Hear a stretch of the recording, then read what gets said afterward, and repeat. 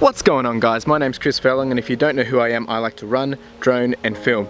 And today I'm going to give you my November summary.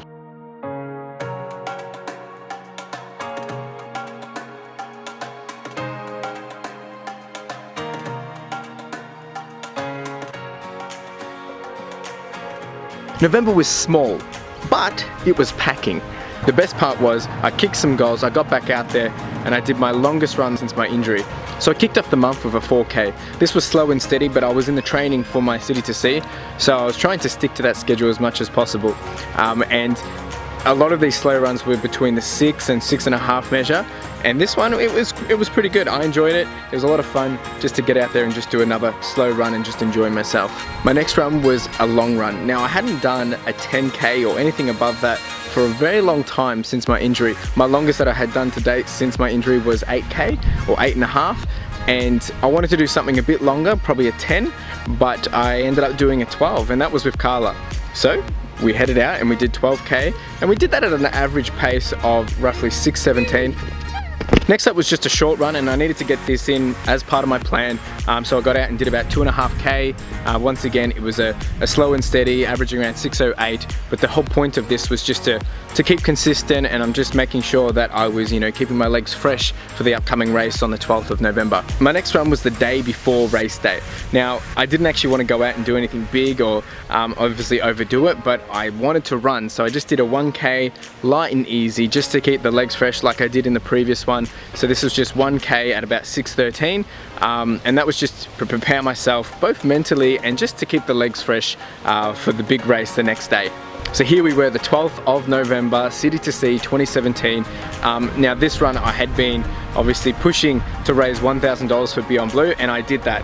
I ended up doing about 1,100 or so. So thank you everyone that did do that. If you haven't checked out the video, please do head over here, check it out. I'll leave a link in the description. Now the City to See 2017 was 15K. I hadn't done 15K for since April this year, so I was a bit nervous, and since my last 15K, that's when I actually had my injury. So going into this, I was a little scared, but I was also excited to be able to get out and do it again. We had practiced, me and Carla had practiced doing the 12K earlier as mentioned, so our only expectation for this race was for Carla to try and beat 6 minutes. Last year she did around 6.5, so she wanted to get averaging 6. So what we did is we got out, we paced it together, and we came home strong. So that we actually averaged 6:02, hitting 15K.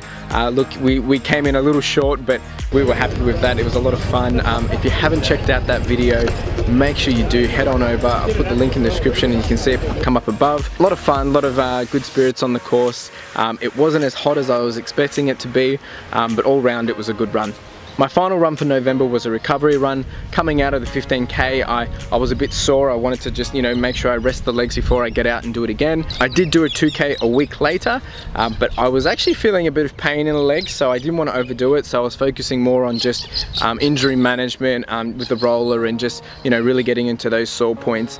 And unfortunately, after that, I fell sick. I'd been sick for the rest of November, which really did frustrate me because I didn't want to get out and make it worse.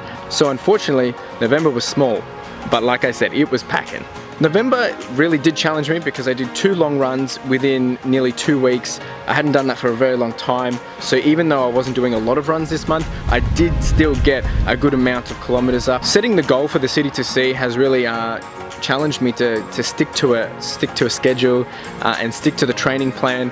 Being able to run at a slower speed, that was a challenge for me, but getting Carla involved and doing it together, obviously that makes it a bit easier, having someone that you can run along with. Plus, it was, challenging, and she motivated me to do it. So, the other lessons learned is recovery. I can't say it enough. Last time doing my 15K, that's what caused my injury. This time I wasn't going to let it happen. I think the other thing was that I've realized that, and I say this all the time, running for me isn't just the physical, but it's really the mental, and not being able to run for the last couple of weeks of November because I was sick That really does and really did frustrate me. So, you know, just learning new ways to manage that. When I can't run, how can I still get that stress relief, and how can I, you know, relax by doing something else? And most of the time I usually do that through yoga or a bit of different exercise. November was 6 runs, averaging 609 kilometers and doing a total of 37.16 kilometers. So it wasn't big, as I said, but I was so happy to be able to do 2 big runs, actually the 2 biggest runs since I've been back running. So a 12 and a 15, and I'm looking forward to what December has for me. I haven't got any other races planned for the rest of this year. However, I do have some exciting things to come, so make sure, if you haven't checked out all my other videos, make sure you head back over to my channel, check them out, because they are well worth it. I've got some drone videos, I've got some other summary videos, and I've just got some all-round running videos in general. There will be some new things coming for 2018. I don't want to put any spoilers out, so just stay tuned. Make sure you like, subscribe, comment, do the whole shebang, and hustle.